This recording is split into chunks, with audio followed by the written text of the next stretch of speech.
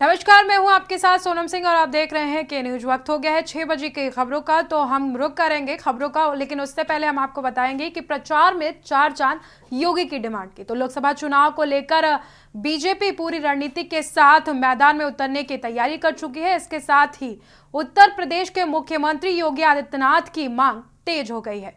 दरअसल यूपी समेत दूसरे राज्यों में भी उनकी सभाएं हैं और रोड शो कराने की मांग की जा रही है। आपको बता दें कि यूपी के अलावा उनकी लोकप्रियता देश के दूसरे राज्यों में भी जबरदस्त देखने को मिल रही है। सीएम योगी की आक्रामकता का लोगों में काफी क्रेज है। आपको बता दें कि उनको सुनने और देखने के लिए भारी संख्या में लोग उनकी जनसभाओं में पहुंचते हैं। जानकारी के मुताबिक उत्तर प्रदेश के साथ दूसरे राज्यों में भी बीजेपी के पदाधिकारी सीएम योगी के रोड शो के लिए और रैलियों के लिए जनसभाओं की मांग कर रहे हैं। आपको बता दें कि जिसके देखते हुए योगी आदित्यनाथ राजस्थान, मध्य प्रदेश, गुजरात, महाराष्ट्र, कर्नाटक में चुनावी जनसभा को संबोधित करते हुए नजर आएंगे। इसके साथ ही तमिलनाडु, हिमाचल, उत्तराखंड, बिहार में भी उनकी जनसभाएं कराई जाएंगी।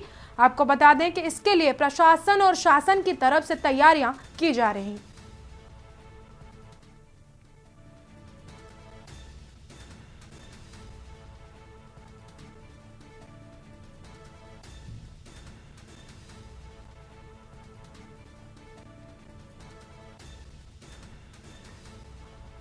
सीएम योगी आदित्यनाथ के डिमांड लगातार लोकसभा चुनाव को लेकर बढ़ती जा रही है। उनकी रैलियों और उनकी जनसभाओं को लेकर अन्य राज्यों में भी क्रेज देखने को मिल रहा है।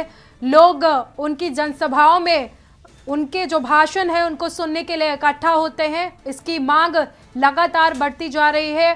आपको बता दें कि लोकसभा चुनाव के चुनावी ब्रांड के तौर पर मुख्यमंत्री योगी आदित्यनाथ की मांग लगातार बढ़ती जा रही है।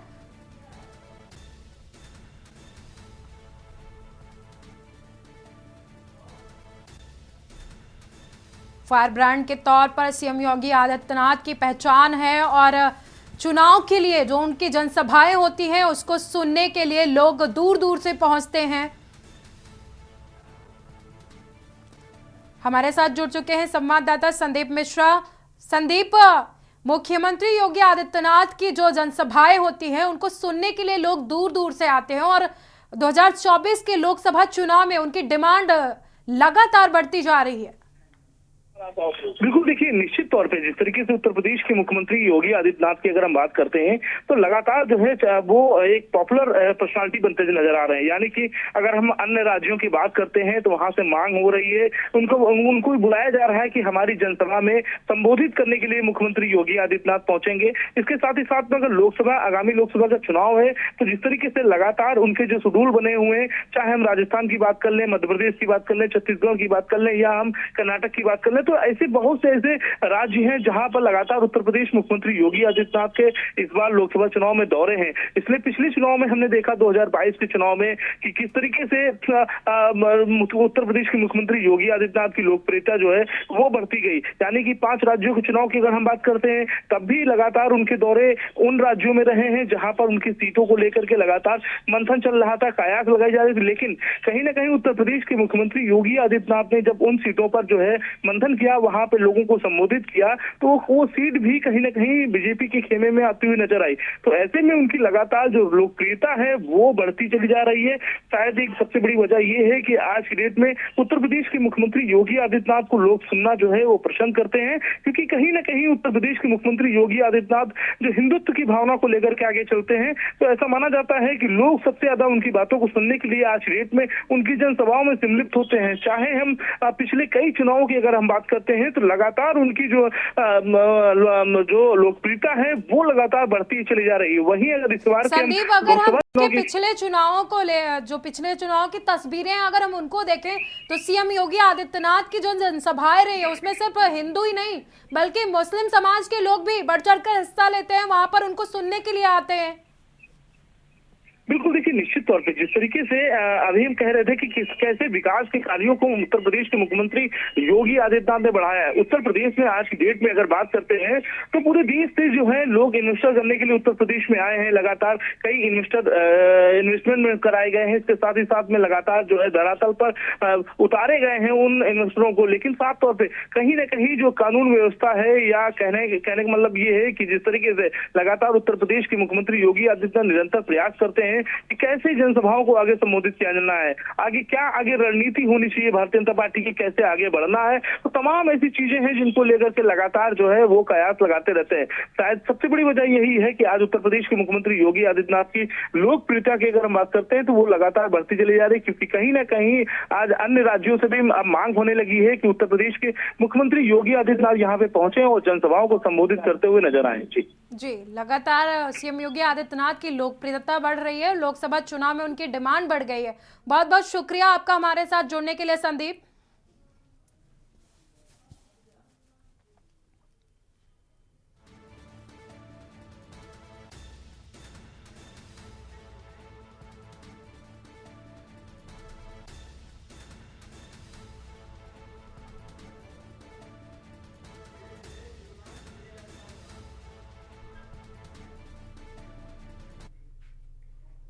अब हम बात करेंगे फिर से विफरे श्रीमान पीले रंग का गुमान। तो सुहेलदेव भारतीय समाज पार्टी के प्रमुख और उत्तर प्रदेश सरकार में मंत्री ओम प्रकाश राजभर ने एक बड़ा बयान दिया है। उन्होंने कहा कि हमारी पार्टी के 4 नेता एमएलसी बनेंगे। इस दौरान राजभर ने पार्टी कार्यकर्ताओं से 20 नामों की मांग की है। उन्होंने कहा कि बीजेपी के राष्ट्रीय अध्यक्ष जेपी नड्डा और केंद्रीय गृह मंत्री अमित शाह ने 20 लोगों के नाम मांगे हैं। इन्हीं लोगों में से 4 लोग एमएलसी बनेंगे। ओम प्रकाश राजभर ने मऊ जिले के घोसी लोकसभा क्षेत्र के रसड़ा विधानसभा कार्यालय पर कार्यकर्ताओं को संबोधित करने के दौरान यह बयान दिया है। आपको बता दें कि इस दौरान उन्होंने कहा कि पीले गमछे का महत्व बहुत है। राजभर ने कहा कि पानी में छोटा सा टुकड़ा उठाकर फेंक दो तो उससे तरंग उठती है। वो तरंग तब तक नहीं खत्म होती है जब तक खत्म नहीं हो जाती है। इस लोकतंत्र रूपी तालाब में पीला साफा आपको यही दिखाएगा, और ये साफा जब तक रहेगा तब तक आपको कोई दिक्कत नहीं होगी।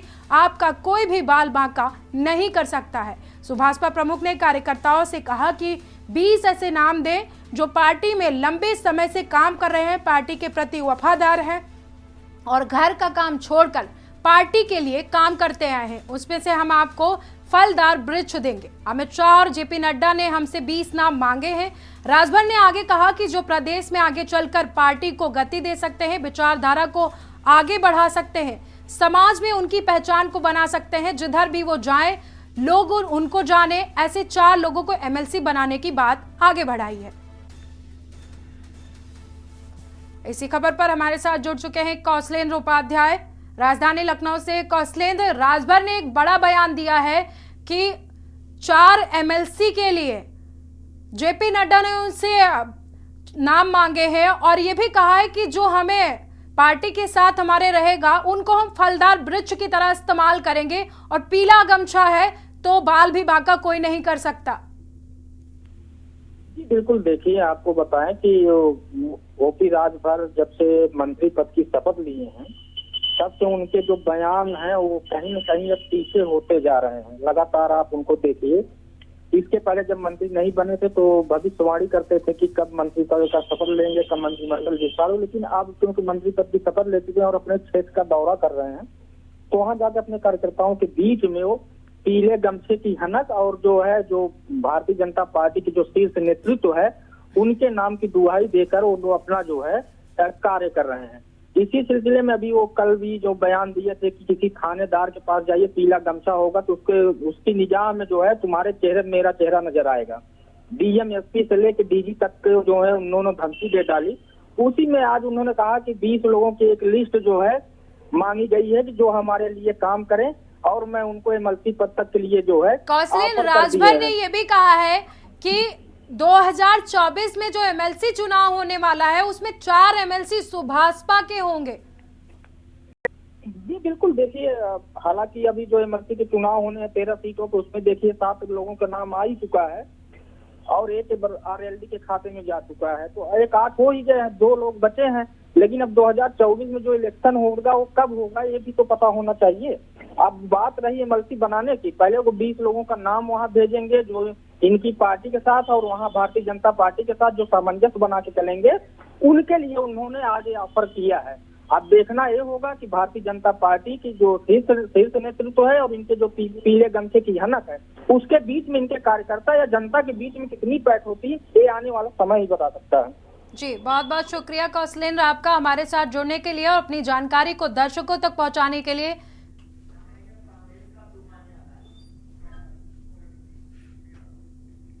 अब हम बात करेंगे कांग्रेस की तूफानी आगाज की। तो अखिल भारतीय कांग्रेस कमेटी ने शुक्रवार को लोकसभा चुनाव 2024 के लिए अपने प्रत्याशियों के 39 प्रत्याशियों की जो लिस्ट थी उसको जारी कर दी है। इसमें कर्नाटक के 7 प्रत्याशी और केरल के 16 प्रत्याशियों के नाम ऐलान किए गए हैं। राजनीतिक जानकारों की माने तो लिस्ट में कांग्रेस ने सभी वर्गों और जाति समीकरण को साधने का प्रयास किया है। 39 प्रत्याशियों की लिस्ट में 24 सीटों पर SC, ST, OBC और अल्पसंख्यक हैं प्रत्याशियों को उतारा गया है। टिकट बंटवारे में सभी जातियों के प्रत्याशी बनाने के पीछे कांग्रेस का सभी समुदाय को साधने का प्रयास किया गया है। कर्नाटक की बात अगर हम करें तो यहाँ पर शिवमोगा लोकसभा सीट से गीता शिवराज कुमार को प्रत्याशी बनाया गया है। गीता कन्नड़ अभिनेता शिवराज कुमार की पत्नी है और अपने जमाने के सुपरस्टार राजकुमार की बहू भी है। पूर्व विधायक को टिकट दिया गया है। पहली बार लिस्ट के अनुसार मंडैया से कांग्रेस ने वेंकटाराम गौड़ा को टिकट दिया है। वो पूर्व विधायक हैं और इलाके में गौड़ा समुदाय में मजबूत पकड़ रखते हैं। वही भाजपा की अगर बात करें तो यहाँ से गठबंधन के तहत जनता दल एस पार्टी के प्रमुख और कर्नाटक के पूर्व मुख्यमंत्री कुमारस्वामी को मंडैया से टिकट दे सकती है। कुमारस्वामी वरिष्ठ नेताओं में गिनती होती है। पहली लिस्ट के अनुसार राहुल गांधी एक बार फिर से वायनाड में चुनाव लड़ते हुए देखे जाएंगे। वे बेंगलुरु ग्रामीण से डी सुरेश को चुनाव मैदान में उतारा गया है। पहली बार कांग्रेस ने कर्नाटक की 28 में से जो 2 लोकसभा सीट हैं उसे जीती थी, उसमें से एक बेंगलुरु ग्रामीण की सीट। फिर से सुरेश को वहां से प्रत्याशी बनाकर कांग्रेस अपनी जीत सुनिश्चित करना चाहती है। सूत्रों के हवाले से खबर है कि बीजेपी यहां से मशहूर कार्डियोलॉजिस्ट मंजूनाथ को अपना प्रत्याशी बना सकती है। शशि थरूर को एक बार फिर से त्रिवेंद्र से प्रत्याशी चुना गया है। इसी खबर पर हमारे साथ जुड़ चुके हैं प्रवेश वर्मा दिल्ली से। प्रवेश, कांग्रेस की तरफ से चुनावी लिस्ट जारी कर दी गई है और कई प्रदेशों के जो प्रत्याशी हैं उनकी घोषणा कर दी गई है और ज्यादातर इसमें SC, ST और अल्पसंख्यक को जगह दी गई है। बिल्कुल, देखिए 7 तारीख को जो है केंद्रीय चुनाव समिति कांग्रेस की बैठक हुई थी जिसमें नामों को लेकर चुनाव कर दिया गया था और 39 नाम फाइनल हुए थे। लेकिन कल लगभग 8 बजे के आसपास जो अपनी लिस्ट को फाइनल करते हुए कांग्रेस ने लगभग 39 प्रत्याशियों को उतार दिया मैदान में। सबसे बड़ी बात यह है कि केरल से वायनाड जो इलाका है वो राहुल गांधी पिछली बार भी चुनाव लड़े थे और इस बार भी वो वहीं से चुनाव लड़ रहे हैं। सबसे ज्यादा जो सीटों का जो चयन किया है वो केरला को लेकर किया है कांग्रेस ने। इसके अलावा छत्तीसगढ़ है और मध्य प्रदेश है। लेकिन सबसे बड़ी बात जो निकल कर आ रही है कि जो 39 सीटें हैं उसमें SC और उसके अलावा महिलाओं को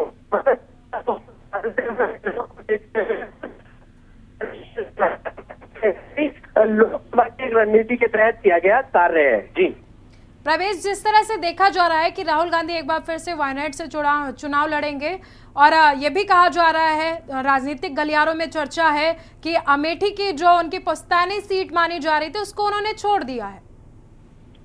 बिल्कुल, देखिए जब से ये कांग्रेस की लिस्ट आई है उसमें वायनाड से राहुल गांधी का नाम सामने आया है तो तब से विपक्ष की बात करें सीधे तौर पर बार बार हमला यही किया जा रहा है कि जो सुरक्षित सीट है वायनाड की केरला की वहीं से चुनाव लड़कर राहुल गांधी केवल अपनी साख बचाने की बात कर रहे हैं। लेकिन जो पुश्तैनी सीट है बात करें सोनिया गांधी भी अमेठी से चुनाव लड़ती रही है। उसके अलावा लगातार गांधी परिवार का अमेठी पर जो है दबदबा रहा है और वो वहां से चुनाव नहीं लड़ रहे। तो कहीं ना कहीं वो सुरक्षित गेम मतलब सेफ गेम को खेलना चाह रहे हैं ताकि वो सीट उनको आराम से जो है हासिल हो जाए और लगातार जो है इस बात को लेकर विपक्ष की तरफ से हमला भी किया जा रहा है। जी बहुत बहुत शुक्रिया आपका हमारे साथ जुड़ने के लिए प्रवेश। कांग्रेस की तरफ से चुनावी लिस्ट जारी कर दी गई है बीती शाम।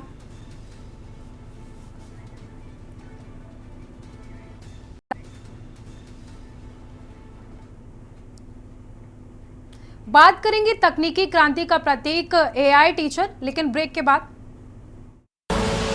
आप देख रहे हैं के न्यूज, खबरों का सारथी। ब्रेक के बाद स्वागत है आप सभी का एक बार फिर से, और हम बात करेंगे ऐसे समय में जब आर्टिफिशियल इंटेलिजेंस की शक्ति आसमान छू रही है, तो वही केरल के एक स्कूल ने एआई के लाभों को एक पायदान ऊपर पहुंचा दिया है और इतिहास रच दिया है। तिरुवनंतपुरम के केटीसीटी हायर सेकेंडरी स्कूल ने अपना पहला जनरेटिव एआई शिक्षक आयरिस पेश कर दिया है, जिसे मैक्लोरिबस एडुकेट प्राइवेट लिमिटेड के सहयोग से विकसित किया गया है। शिक्षा को छात्रों के लिए पूरी तरह से अनुकूल अनुभव बताते हुए एआई शिक्षक आयरिस कम से कम 3 भाषाएं बोल सकती है, कठिन सवालों का जवाब दे सकती है और वॉइस असिस्टेंट इंटरैक्टिव लर्निंग, हेरफेर क्षमताओं और गतिशीलता जैसी अन्य सुविधाओं का दावा करते हैं। आयरिस का एक वीडियो मेकर लैब्स ने अपने आधिकारिक इंस्टाग्राम हैंडल पर शेयर किया है, जिसने पहले ही नेटिजन्स का ध्यान खींच लिया। आपको बता दें कि वीडियो साझा करते हुए मेकर लैब्स ने लिखा कि एआई टीचर्स रोबोट आयरिस सीखने के परिदृश्य को फिर से परिभाषित करने के लिए तैयार है। जैसा कि हम जानते हैं, मेकर लैब्स ने पोस्ट में लिखा है कि प्रत्येक छात्र की जरूरतों और प्राथमिकताओं को अपनाकर आरआईएस शिक्षकों को पहले जैसा आकर्षक और प्रभावी पाठ देने का अधिकार देता है। मेकर लैब्स का कहना है कि आयरिस एक इनोवेटिव वॉइस असिस्टेंट है, जिससे शैक्षिक सेटिंग और डीआईवाई के सीखने के माहौल में सहायता के लिए डिजाइन किया गया है। रोबोटिक्स और जनरेटिव एआई प्रौद्योगिकियों के संभावनाओं से संचालित है। ये रोबोट इंटरैक्टिव क्षमताओं के साथ एक बहुमुखी शिक्षण उपकरण के रूप में काम करता है। कार्यों को संचालित करने के लिए एक समर्पित इंटेल प्रोसेसर और एक सह प्रोसेसर से सुसज्जित रोबोट निर्बाध प्रदर्शन और प्रतिक्रिया प्रदान करता है। इसके एडवाइटिव ऐप और इंटरफेस के साथ उपयोगकर्ता व्यक्तिगत सीखने के अनुभव के लिए रोबोट को आसानी से नियंत्रित और इंटरैक्ट कर सकते हैं।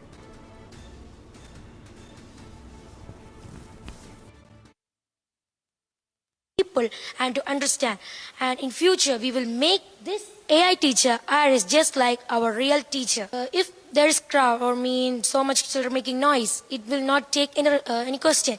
So children will be disciplined, they will be silent through Is 24/7 active. Any question she will answer.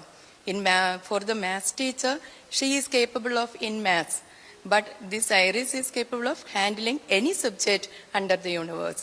So students are enthusiastic and interested to interact with the Iris. One funny thing is, they are saying the Iris teacher did not give us the homework. So they did not ask a question by the Iris teacher. They will ask and she will answer. अब बात करेंगे किसानों को आधी आबादी का साथ। तो अंतर्राष्ट्रीय महिला दिवस पर पंजाब हरियाणा के बीच शंभू बॉर्डर पर भारी संख्या में महिलाएं किसानों को समर्थन देने के लिए पहुंची। एकजुटता दिखाते हुए महिलाओं ने दोहराया कि जब तक एमएसपी की कानूनी गारंटी की मांग पूरी नहीं होती, वो पीछे नहीं हटेंगे। आपको बता दें कि बैनर लिए और नारे लगाते हुए महिलाओं ने अपनी मांगों के लिए अपनी दृढ़ता दिखाई है। उन्होंने साफ कर दिया है कि जब तक उनकी मांगें पूरी नहीं हो जाती, वो कहीं हटने वाली नहीं है। वो अपने साथी प्रदर्शनकारियों के साथ डटी रहेंगी। सुरक्षा बलों ने किसानों को दिल्ली चलो मार्च को रोक दिया था। उसके बाद से प्रदर्शनकारी किसान पंजाब और हरियाणा के बीच शंभू और खनौरी बॉर्डर पर डटे हुए हैं। ਸਾਡੇ ਵੀਰਾਂ ਨੇ 13 ਤਰੀਕ ਤੋਂ ਲੈ ਕੇ ਇੱਥੇ ਧਰਨਾ ਲਾਇਆ ਹੋਇਆ ਹੈ ਔਰ ਸਾਡੀਆਂ ਜੋ ਮੰਗਾਂ ਹਨ ਸਰਕਾਰ ਦੇ ਨਾਲ ਸਾਡੀਆਂ ਮੰਗਾਂ ਨੇ ਜਿਹੜੀਆਂ ਉਹਨਾਂ ਕਰਕੇ ਸਾਡਾ ਅੱਜ ਮਹਿਲਾ ਦਿਵਸ ਹੈ। ਅਸੀਂ ਮਹਿਲਾ ਦਿਵਸ ਆਪਣਾ ਜਿਹੜਾ ਇੱਥੇ ਅੱਜ ਆ ਕੇ ਮਨਾ ਰਹੀਆਂ ਵਾ ਤੇ ਅਸੀਂ ਆਪੇ ਕਿਸਾਨ ਵੀਰਾਂ ਦੇ ਨਾਲ ਆ। ਜਿਹੜੀਆਂ ਸਾਡੀਆਂ ਮੰਗਾਂ ਨੇ ਕਿਸਾਨ ਵੀਰਾਂ ਦੀਆਂ ਉਹ ਸਾਡੀਆਂ ਮਿਲਣੀਆਂ ਚਾਹੀਦੀਆਂ ਨੇ। ਅਸੀਂ ਇਸੇ ਕਰਕੇ ਇੱਥੇ ਇੱਕ ਬਹੁਤ ਵੱਡਾ ਇਕੱਠ ਕੀਤਾ ਵਾ। ਇੱਕ ਮਹਿਲਾ ਦਿਵਸ ਮਨਾ ਰਹੇ ਆ ਤੇ ਦੂਸਰਾ ਅਸੀਂ ਆਪਣੀਆਂ ਮੰਗਾਂ ਵਾਸਤੇ ਬੋਲ ਰਹੇ ਹਾਂ। इसे करके आ रहे हैं सभी हमारी मांगे जड़ी सरकार मंगे ਮੰਨੇ। ਸਾਡੀ ਸਰਕਾਰ ਨੂੰ ਨਾਲ ਇਹੀ ਗੱਲ ਹੈ ਵੀ ਸਾਡੀ ਮੰਗ ਮੰਨਣੀ ਚਾਹੀਦੀ ਆ। ਇਸੇ ਕਰਕੇ ਬੀਬੀਆਂ ਵੀ ਘਰਾਂ ਚੋਂ ਬਾਹਰ ਆਉਣ ਡੀਆਂ ਵਾ। ਸਾਡੀ ਸਰਕਾਰ ਸੁਣਦੀ नहीं कोई बात। तो ये एक चीज है कि बीवियां भी आपके इनके साथ वीरों के साथ खड़ी हैं, पूरे खड़े हैं। हमारे भरा जो हमारे भाई हैं इनके साथ ही हम सारे मोढे न मोढा जोड़ के खड़े। और हमारी कोई मांग नहीं है, जो भी है हम संघर्ष कमेटी उतनी देर संघर्ष रहेगा जितनी देर सरकार मानेगी नहीं उतनी देर संघर्ष चलता रहेगा। हम तो कंधे से कंधा तो मिला के चलेंगे। 1 महीने से ज्यादा हो गया है हमारे यहाँ किसान आ रहे हैं, तो उसमें कोई भी बात नहीं है, मीटिंग होती है खत्म हो जाती है वहाँ, तो हम तो फिर आना ही पड़ेगा ना।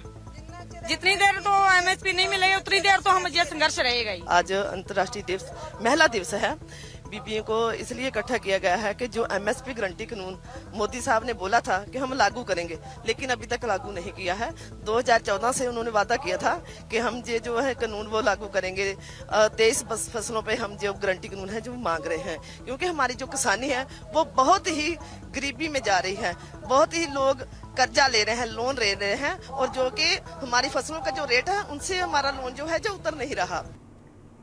अब बात करेंगे रंग मिजाज मौसम की। तो मौसम विभाग के मुताबिक पश्चिमी हिमालय क्षेत्रों में 11 से 14 मार्च तक हल्की से मध्यम छिटपुट बारिश व बर्फबारी होने की संभावना है। विभाग के मुताबिक 12 से 14 मार्च के दौरान आसपास के मैदानी इलाकों में छिटपुट बारिश होने की संभावना है। मौसम विभाग के मुताबिक दिल्ली में दिन के समय में तेज सतही हवाएं चलेंगी। न्यूनतम तापमान 11 डिग्री सेल्सियस जबकि अधिकतम तापमान 27 डिग्री सेल्सियस रहने की संभावना है। IMD के मुताबिक 2 पश्चिमी विक्षोभ 10 और 12 मार्च की रात से उत्तर पश्चिम भारत को प्रभावित करेंगे। इस वजह से जम्मू कश्मीर, लद्दाख, गिलगित बाल्टिस्तान, मुजफ्फराबाद और हिमाचल प्रदेश में अलग अलग स्थानों पर बारिश और बर्फबारी होने की संभावना जताई जा रही है। विभाग के मुताबिक 11 से 14 मार्च के दौरान उत्तराखंड में कुछ इलाकों में हल्की बारिश और बर्फबारी हो सकती है। मौसम विभाग के मुताबिक 12 से 14 तारीख के दौरान पंजाब, जबकि 13 और 14 तारीख को हरियाणा और पश्चिमी यूपी में छिटपुट बारिश होने की संभावना जताई जा रही है। आज दक्षिण राजस्थान को छोड़कर उत्तर पश्चिम भारत के मैदानी इलाकों में तेज सतही हवाएं 25 से 35 किलोमीटर प्रति घंटा से चलने की संभावनाएं हैं।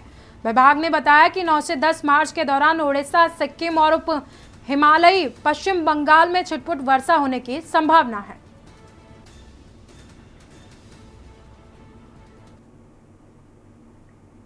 फिलहाल इस बुलेटिन में इतना ही। देखते रहिए के न्यूज। आप देख रहे हैं के न्यूज, खबरों का सारथी।